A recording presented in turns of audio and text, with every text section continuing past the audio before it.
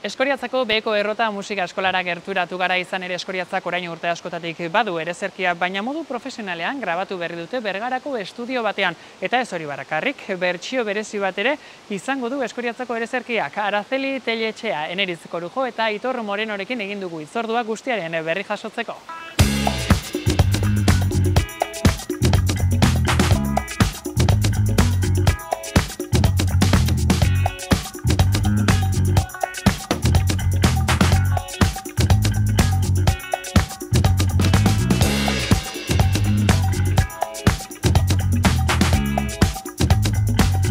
Araceli, hementxe gaude Eskoriatzako musika eskolan, zu bertako zuzendaria zara, musika eskolakoa, eta oraingo honetan zure eskutik proiektu berri bat etorri da. La verdad es que el tema surgió un poquito antes de la pandemia, pues el que lleva el estudio de Bergara Aurin Studios. Egia esan pandemia aurretik sortu zen ideia. Bergarako Aurin Estudioko arduraduna Tristan Iñiguez nire lehengusua da. Eta familiarteko hizketaldi batean Bergarako musika eskolakoekin proiektu bat egin zuenaren gaia atera zen eta oso aberasgarria izan zela esan zidan. Orduan pentsatzen jarri eta ia antzerako ezaugarriak dituen proiektua Eskoriatzan egin genezakeen planteatu zidan. Pentsatzen jarri eta ereserkia etorri zitzaidan burura. Ez dakit Eskoriatzan jende askok ezagutzen ote duen herriko ereserkia. Jaietan jotzen da, danborra da ondoren ere bai, baina ez dakit ereserkia dela ba ote dakiten. No sé si en Eskoriatza hay mucha gente que conoce el himno, sí que se toca pues en fiestas después de la tamborrada y todo eso, pero no sé si saben qué es el himno como tal. Mi idea era Nire asmoa esperientzia bizitzea eta herritarrei biziaraztea zen.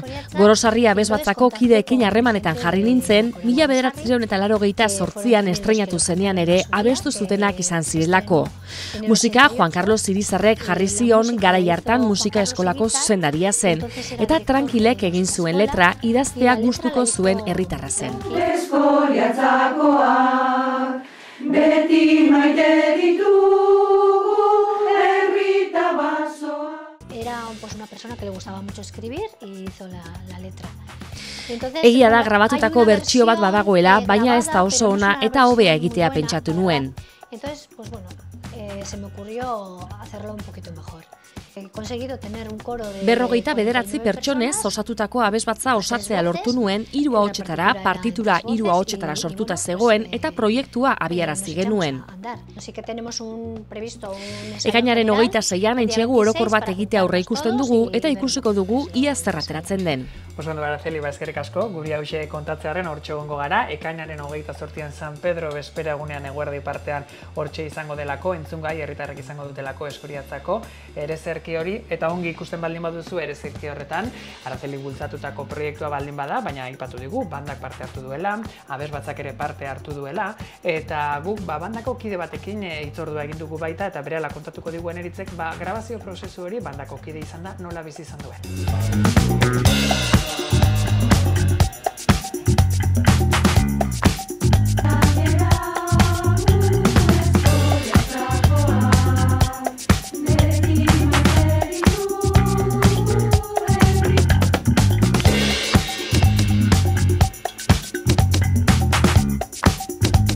Zer izan da, zuentzako zukide bezala bandakoa, horrelako grabaketa batean parte hartzeko aukera izatea, nola bizi izan duzu, nola bizan duzu eta aldeko kideek zer prestatu duzu eta nola joan da pixka bat grabaketa hori?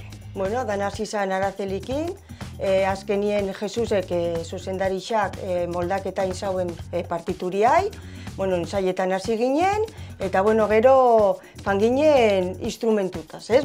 Klarinetiak, saxofoiak, trompetak, holandana. Esperientzia oso politxa, mandan da urgentia edade askokuak, 15 urtetatik 80 urteko batek badaukou, Angel Lenzan zuzendarixa, eta oso esperientzia politxa, eta oso positiboa izan zen, bai. Dana oso ondo irten zen gainera, hasi que oso ondo. Eneritz izango dugu proiektu oso parte hartzaile izan da, bandako kide guztia parte hartu duzue, Aracelik aipatu digu abesbatzan ere bai ez, bataldeko kideak lehenago abesbatzan parte hartutakoak ere izan dira kantua abesten. Ez dakit, zenbat egunetan grabatu dituzue, zenbat ordu eman dituzuen estudioan, nekeza izan den, ondo pasatu duzuen, ze oroitzapen daukazu, grabazio egun horietatik? Grabazioak izan dira 3 asteetan edo, bakoitza ostiral eta ostegunetan, ze Jesus be kanpoen bizi da, eta etorren bi da eta holan, eta oso ondo, umiakin eta danak posik, pentsa, azkenien zelako esperientzia da hori, beraientzat, guztientzat azkenien, baina ondo, oso positiboa, bai. Proiektu honetatik zuek asko ikasiko zenuten, transmisioa ere ingo zenuten Eskoriatzako Erezerkiarena musika eskola barruan baita txikienekin, eta Arazelik aipatu digu, askotan agian Eskoriatzan bizi den herritar askok ere ez du jakingo, zein den Eskoriatzako Erezerkia, eta bada ez, modu honetara grabatuta, eta kalera tarata eta kalera jota ere bai, gogora ekartzeko modu bat, hau ez da? Bai, azkenien hori noiz entzuten da, jaixetan eta gu askotan jodou, baina igual herriko jentia ez daki, umiak edo ez, nerabeak igual ez dakixe. Eta da oso esperientzia politxa, San Pedrotan olako gauziak itxia. Badaukazu zuek, gitarra irakasleren bat ere bai, eta momentu aprobetxatu du, eta berak nahi izan du, ez dakit, berak ikaslekin edo nola egin duen, eneritzu kontatuko diguzu. Bai, bera dauko konbo bat. Hori da, konbo bat, eta bere konbo horretan rock bertsio bat ere egin du. Ia, Debagoieneko zein herrik duen bere Errezerkiaren rock bertsio bat,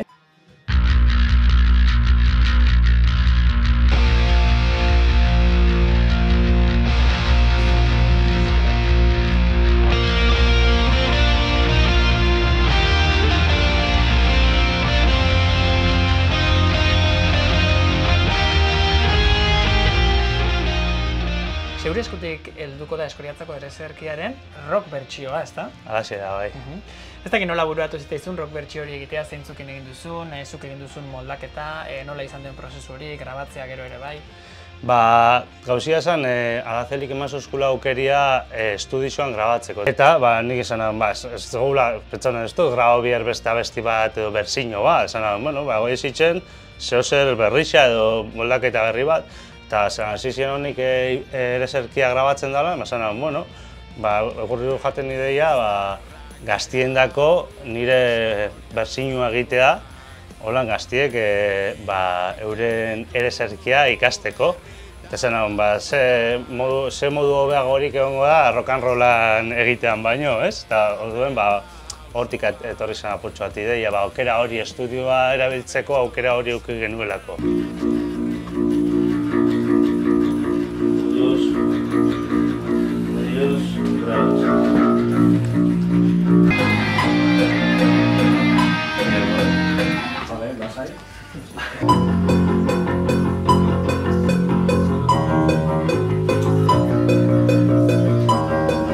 Izan be askotan ez, herri bateko Erezerkia ere kultur transmisio bat ere bada, ez, txikienei eta transmititzea eta horrelako gauzak transmitzea batzuetan ez da erreza, eta gazteago batzuei beraiek kontsumitzen edo musika estiloa kontsumitzen dituzten horietara gerturatuta errezagoa izango da Eskoriatzako himnoa, beste nota musikal batzuekin lagaizetara zabaltzea ere, bai? Bai, azkenean Eskoriatzako Erezerkia hau 8 konpasean inda, eta da, kolorako, banda, eta ez dakit, formalagoa da. Bai, eta bataz besteko adina igoitzen da, asko. Orduen, zugartzen zazu gaztiei 8 bat, eta ez da gaur egun entzuten dan zehozer normalien, folk eta estiluetan entzuten bozu guzaten bakatzu, bai, normalien ez. Orduen, pasau dugu apurtxo bat, rock and rollera, gazterixai apurtxo bat, Hortxe, harra pizteko, ez? Bai, hori da. Eta zuzen banabil, ekainaren 20aren bueltan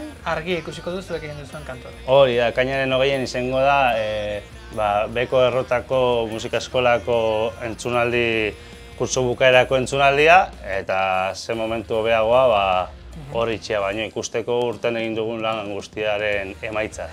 Hori da, bortxo hongo gara gu kantu hori ezagutzeko, aurtengo Eskoriatzeko jaietan goia joko du kantorrek, leku guztietan entzungo ditugu, badakit hortxe zabiltzatela legin egiten txosnagunean entzun dadin, herriko tabernetan ere bai, eta herritarrak bai bertsio bat izan rock edo bai ohiko bertsioa izan, Eskoriatzako Erezerki hori ikasi dezatela eta orain bai ez dagoela aitzakirik. Hori da, ez dago aitzakirik.